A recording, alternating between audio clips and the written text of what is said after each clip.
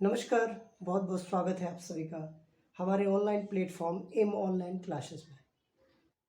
जैसा कि आपने हमारे इंटरव्यू में देखा था कि हम ARO 2016 में ARO पद के लिए चयनित हैं, तो उसी संदर्भ को लेते हुए हम आपके समक्ष आपका मार्गदर्शन करते हुए ARO परीक्षा के विषय में आपको जानकारी देने के लिए उपस्थित हुए हैं।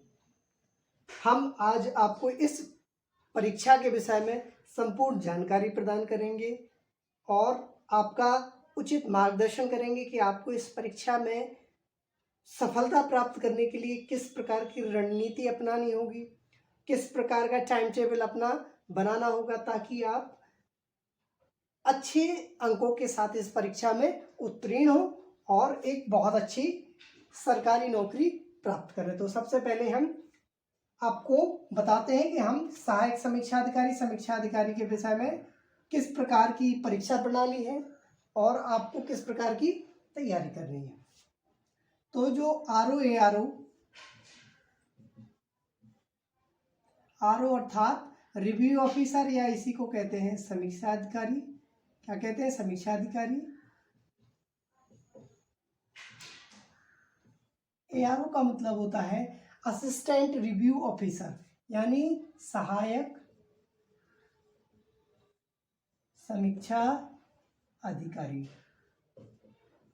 ठीक है, तो ये जो पद है ये कई विभागों में होता है। जैसे अभी हाई कोर्ट की वैकेंसी आई हुई है, तो हाई कोर्ट में भी ARO वाले पदों की विज्ञप्ति आई हुई है और उसके पद भरे जाने हैं। इसके अतिरिक्त विद्युत विभाग में भी ARO के पद भरे जाते हैं। लेकिन यदि सारे पदों में बात की जाए तो सबसे बेहतर पद उत्तर प्रदेश लोक सेवा आयोग द्वारा आयोजित की जाने वाली परीक्षा का माना जाता है। यानी अब आपको एक चीज ये भी पता चल गई कि जो ARO पद है ये उत्तर प्रदेश लोक सेवा आयोग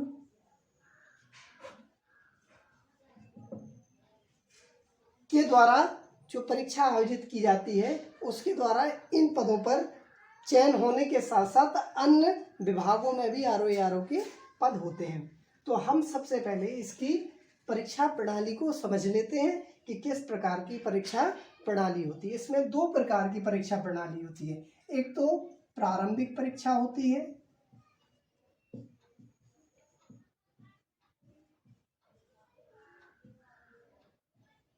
दूसरी आपकी मुख्य परीक्षा होती है।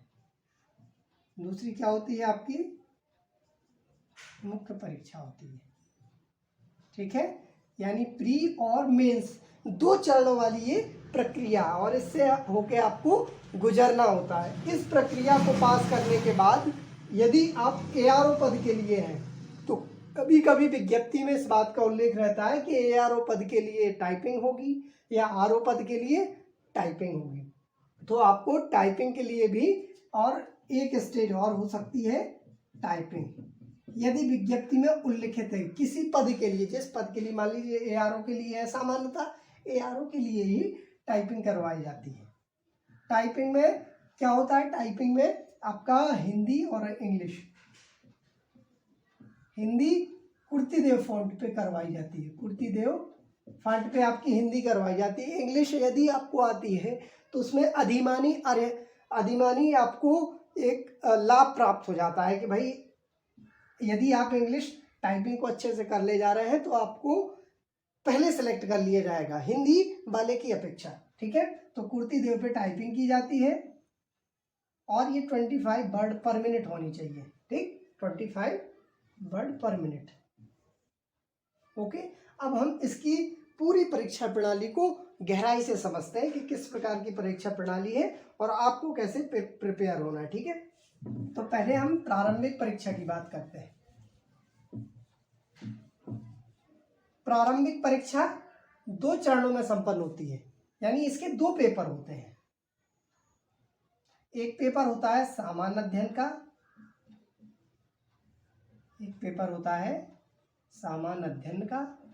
ये 140 अंकों का होता है। इसमें कितने अंक होते हैं? 140 अंक होते हैं। और दूसरा होता है हिंदी का। दूसरा किसका होता है? हिंदी का। ये होता है 60 अंकों का। कितने अंकों का होता है ये? 60 अंकों का। यानी इसमें 60 क्वेश्चन होते हैं, इसमें 140 क्वेश्चन होते हैं। टोटल मार्क्स प्रारंभिक परीक्षा के कितने हो गए? 200 अंक। प्रारंभिक परीक्षा 200 अंकों की होती है। अब 200 अंकों में आपको कितने अंक लाने हैं तब आप आरओ के लिए क्वालिफाई माने जाए। यदि आप सामान्य पद के लिए हैं, जैसे आरओ सामान्य पद के लिए हैं, तो आपको अनुमानित 200 अंकों में 150 अंक एकदम लाना अनिवार्य ही समझ लीजिए। यदि आप आरओ का मेंस देना चाहते हैं तो आपको 150 अंक लाना ही होगा। यदि आप 150 अंक लेके आते हैं तो ये मान के चलिए कि आप मुख्य परीक्षा में अवश्य बैठेंगे। ठीक है, तो 150 अंकों की हमारी रणनीति क्या होगी, इसके विषय में हम विस्तार से चर्चा करते हैं। 150 अंकों के लिए आपको पता है कि सामान्य अध्ययन और हिंदी 2 पोर्शन होते हैं। सामान्य अध्ययन के कुल 60 प्रश्न हैं और एक एक नंबर के प्रश्न होते हैं, और सामान्य अध्ययन का 140 अंक है, 40 अंक है, 140 क्वेश्चन है। इसमें क्या किया जाए, यदि आरओ पद के लिए हमें क्वालिफाई होना है तो हमें क्या करना है, एक रणनीति ये तैयार करनी है कि सबसे पहले हमें इसमें कम से कम 100 क्वेश्चन तो क्लियर करने ही करने हैं। यदि हम 100 प्रश्नों को हल कर ले जाते हैं सामान्य अध्ययन वाले पोर्शन में तो हमारा एक भाग काफ़ी मजबूत हो गया। अब दूसरे भाग की बात करते हैं, हिंदी की। हिंदी है 60 अंकों। 60 अंकों में आप ये मान के चलिए कि आपको 60 में से 50 अंक तो लाना ही होगा। यदि आप मुख्य परीक्षा में बैठना चाहते हैं तो 50 अंक, और 50 अंक आप ला सकते हैं। वो कैसे ला सकते हैं, क्योंकि इसके जो भाग हैं, कौन कौन से खंड से इसके प्रश्न आते हैं। सबसे पहले विलोम शब्द, विलोम शब्द वाले भाग से 10 प्रश्न आते हैं 10 अंक के, तो 10 में से आप 8-9 आराम से कर ले जाएंगे। तत्सम तद्भव आते हैं, तत्सम तद्भव, ये भी 10 अंक के होते हैं। पर्यायवाची, ये भी 10 अंक के होते हैं। अशुद्धि शोधन,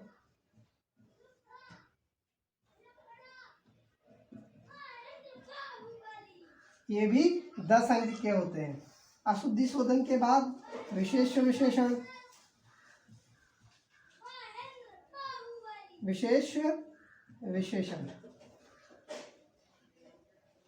ये आपके 5 पोर्शन होगा, और छठा पोर्शन आपका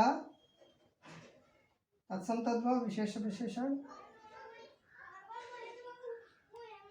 और तत्सम तद्भव, पर्यायवाची, अशुद्धि शोधन, विशेष विशेषण।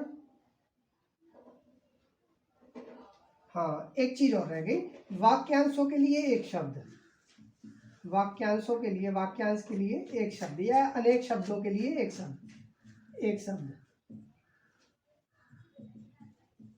ठीक है, तो इन 60 प्रश्नों में आप मेरा मानना है कि आप 50 प्रश्न आसानी से कर ले जाएंगे यदि आपने मेहनत की है।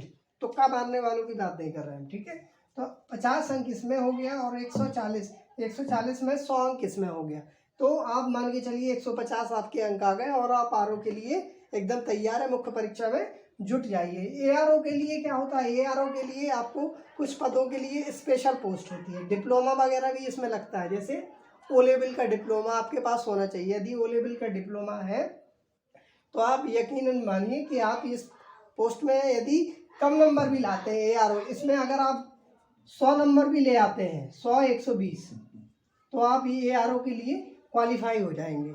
मुख्य परीक्षा एआरओ मुख्य परीक्षा के लिए आप क्वालिफाई हो जाएंगे। ठीक है, तो ये हमारी प्रारंभिक परीक्षा की रणनीति होगी। यदि प्रारंभिक परीक्षा में अच्छे अंक आते हैं तभी आप आरओ पद के लिए क्या है, एलिजिबल होंगे। आरओ पद में मेंस के लिए आप एलिजिबल होंगे, अदरवाइज नहीं होंगे। ठीक है, इससे अगर कम मार्क्स आते हैं, 140-150 से कम अंक आपके आते हैं, तो आप ये मानिए कि आप मुख्य परीक्षा में संभावना आपकी कम है। मुख्य परीक्षा में आप अगर मेरिट कम रही तो ही बैठ सकते हैं, अन्यथा वर्तमान में जो कंपटीशन का स्तर है उसके अनुसार हमने ये मेरिट आपको अभी बताई है, और पेपर पे भी ये चीज़ें निर्भर करती हैं किस प्रकार का पेपर आया है। अब हम बात करते हैं मुख्य परीक्षा की। मुख्य परीक्षा में हमारी क्या रणनीति होनी चाहिए।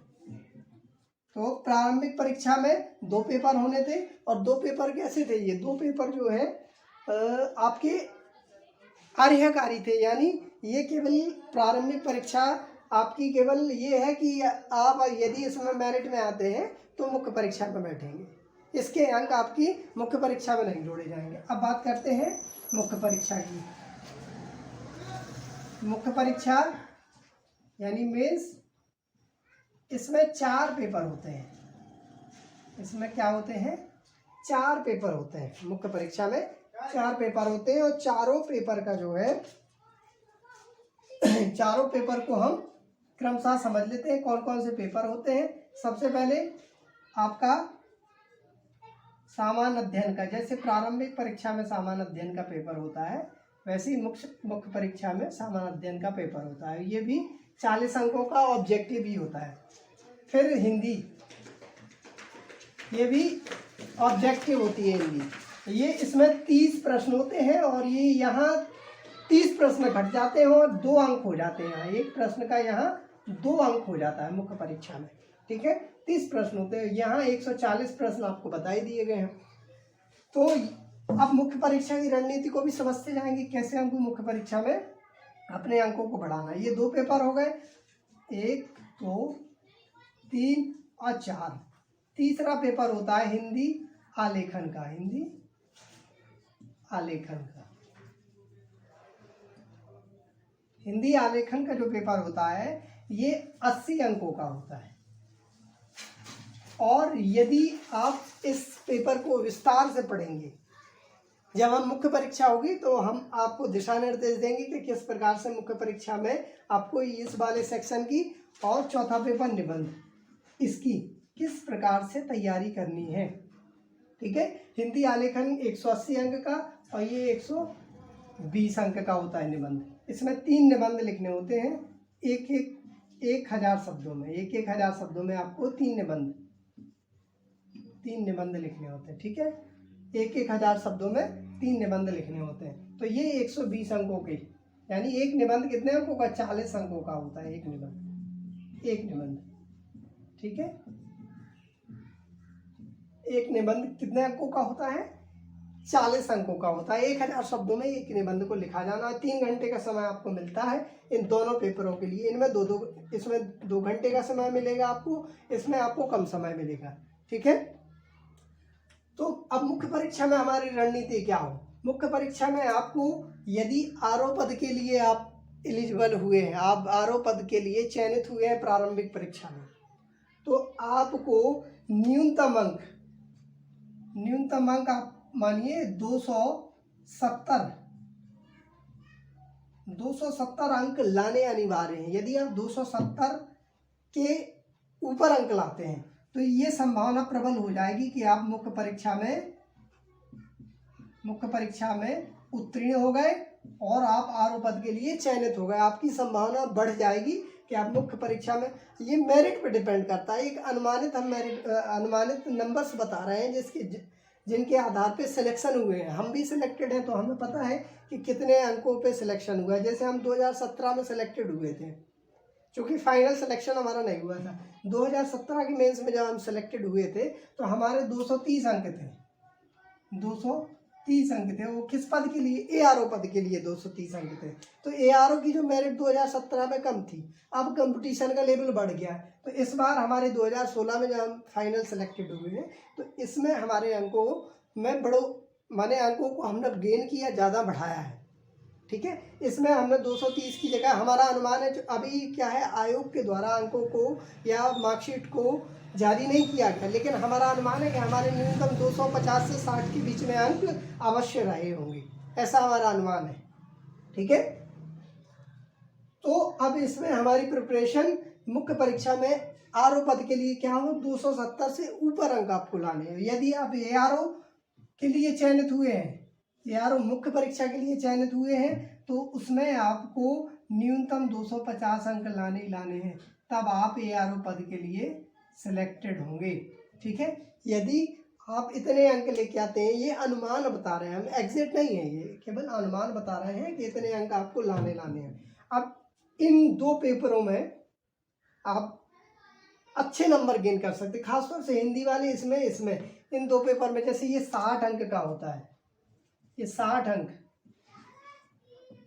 ठीक है, ये 60 अंक का होता है हिंदी वाला पेपर। तो 60 में से अनुमान आप मान के चलिए कि इसमें भी आप 50-55 आप ले ही आएंगे, 50-55 मार्क्स आपके आ जाएंगे। हिंदी आलेखन में आप 60 नंबर इजीली ला सकते हैं। इजीली कैसे ला सकते हैं? इसमें देखिए 3 सेक्शन होते हैं। कंप्यूटर सेक्शन होता है, एक कंप्यूटर सेक्शन है आपका, इसमें एक कंप्यूटर सेक्शन होता है। तो कंप्यूटर सेक्शन के 10 अंक होते हैं। कंप्यूटर सेक्शन के कितने अंक होते हैं? 10 अंक होते हैं। 10 अंक आपके हिंदी से इंग्लिश में आपको कन्वर्ट करना होता है, 10, और 10 अंग्रेजी से हिंदी, अंग्रेजी से हिंदी, ठीक है। इसमें हिंदी से अंग्रेजी और अंग्रेजी से हिंदी, तो 30 अंक तो आप मान के चलिए। 30 में से आप ये अगर 10-10-20 अंक तो यहाँ ले आए आप। अब एक लेटर को टेबुलर फॉर्म में लिखना होता है, सारणी बनानी होती है, किसी भी सरकारी पत्र की एक सारणी रूप बनाना होता है। तो उसमें भी आप आराम से 15 में से 10 से 12 अंक आप इजीली ले आएंगे। तो 40 अंक आप यहाँ मान लीजिए।